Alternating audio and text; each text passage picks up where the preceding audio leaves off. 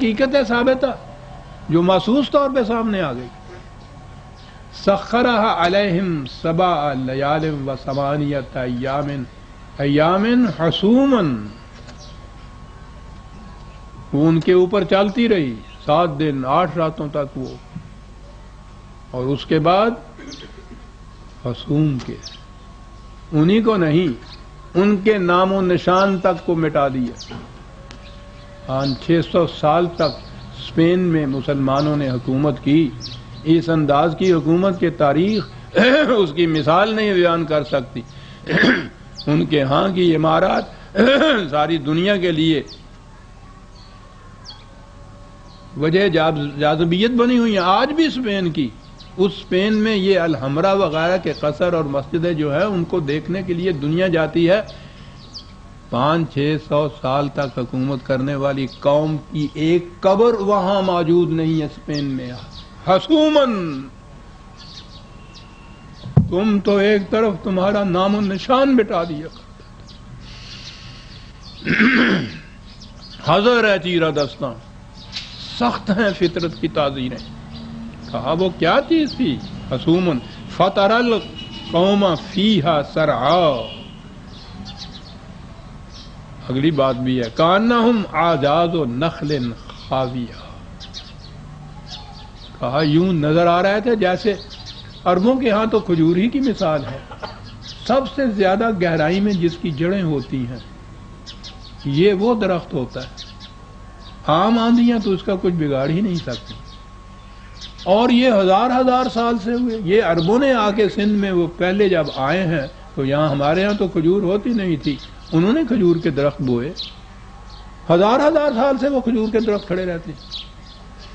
کہا اس قسم کے درخت اس طرح سے تھی یہ قوم اور اس کے افراد کھڑے ہوئے جو سمجھ رہے تھے کہ ہماری جڑی مضبوط ہیں. کہا وہ ٹھیک ہے، نظر تو ایسے ہی درخت تھے وہ، لیکن وہ اندر سے کھوکھلے ہو چکے ہوئے تھے. آہا، نخل خاویہ.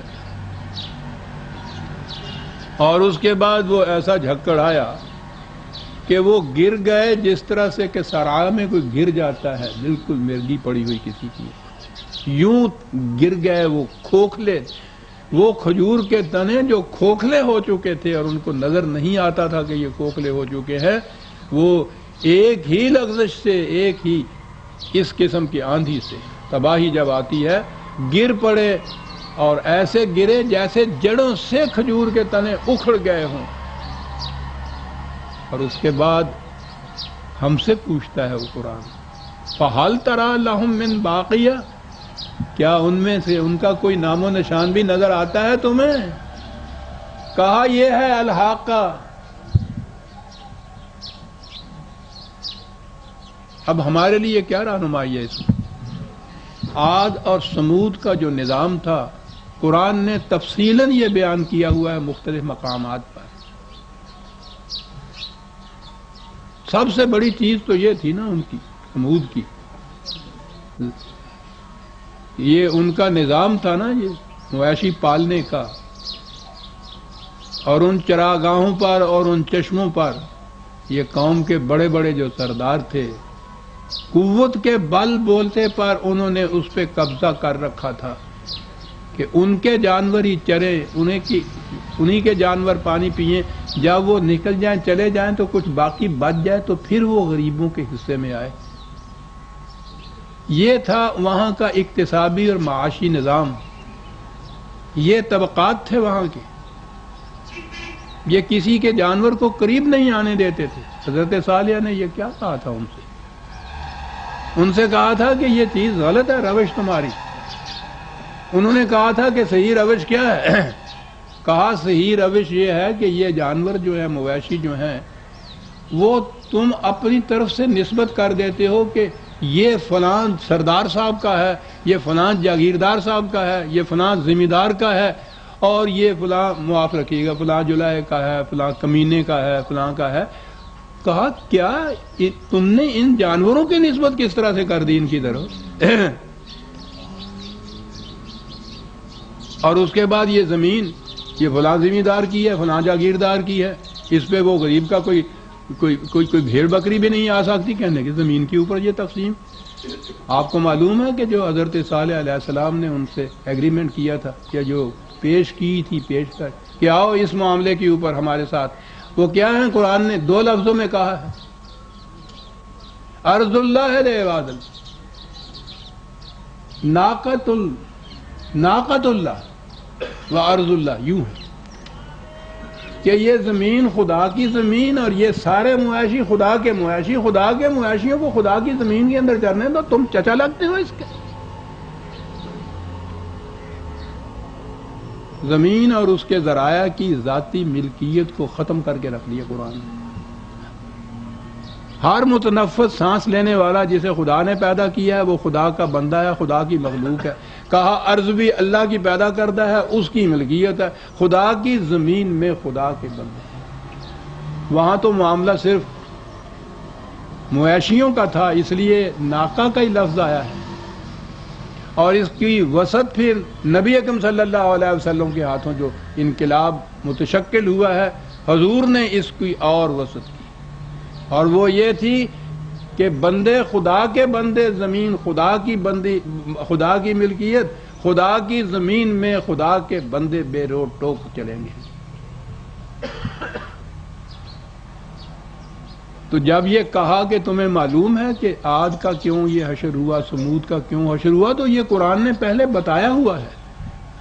اب ہمارے لیے یہ داستان جو ہے یہ محض تاریخی واقعات نہ رہے، بلکہ ان واقعات سے جو قرآن نے نتائج مستنبط کیے وہ اصول بن گئے زندگی کا ہمارے لیے،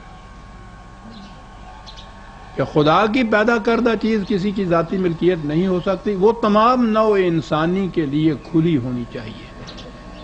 یہ اصول آ گیا تھا.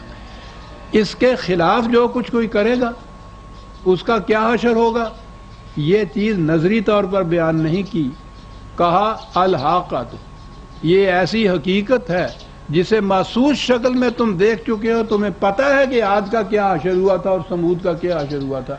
اس زمانے کی وہ عرب قومیں تو روز ان بستیوں سے گزر رہی تھی. قرآن کہتا ہے کہ تم صبح و شام ان کی بستیوں سے گزر رہے ہو. ان بستیوں کے کھنڈرات کی اینٹوں پر لکھی ہوئی داستان کو پڑھو کہ ان کا انجام کیا ہوا تھا. کہا یہ ہے الحاقہ. اب معلوم ہوا کہ حق کس کو کہتے ہیں، حقیقت کسے کہتے ہیں. فَهَلْ تَرَى لَهُم مِّن بَاقِيَةٍ، نام و نشان تک مٹ جاتا ہے. وَجَاءَ فِرْعَوْنُ وَمَنْ قَبْلَهُ وَالْمُؤْتَفِكَاتُ بِالْخَاطِئَةِ. اس سے پہلے فرعون کا تکبر بھی تم دیکھ چکے ہو. انا ربکم الاعلی.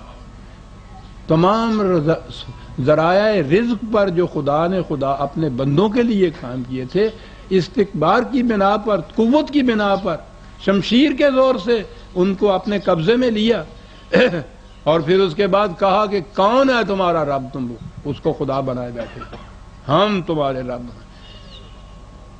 حال متکبر جو قوت کے زور کے اوپر یہ چیزیں حاصل کرتا ہے، اس کا انداز یہی ہوتا ہے، وہ رب بنتا ہے. کہا پھر دیکھ لیا پھر اس رب بننے والے کا انجام کیا ہوا. اس انجام کو دیکھو اور سمجھو کہ اسے کہتے ہیں الحاقہ. کہا وہ قوم لوط جو بے حیائی میں اتنا آگے چلی گئی تھی، اب وہ جنسی معائب کی طرف آیا اور زمام کی طرف آیا. جس نے ان حدوں کو تجاوز کیا تھا جس قوم نے، اس کا انجام بھی تم نے دیکھ لیا. پھر مؤتفقات،